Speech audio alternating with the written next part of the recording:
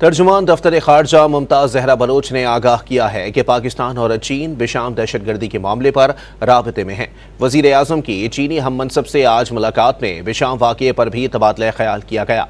दौरे चीन के दौरान 23 MOUs पर दस्तखत हुए। The Prime Minister reaffirmed Pakistan's unflinching resolve to ensure the safety and security of Chinese personnel and projects in Pakistan. The delegation-level talks were followed by an MOU signing ceremony where 23 MOUs and agreements were signed on deepening cooperation in transport infrastructure, industry, energy, agriculture, media, health, water, socio-economic development, and others of mutual interest. Since his arrival in China, the Prime Minister has held several meetings with Chinese investors and business persons to discuss and explore investment opportunities in Pakistan.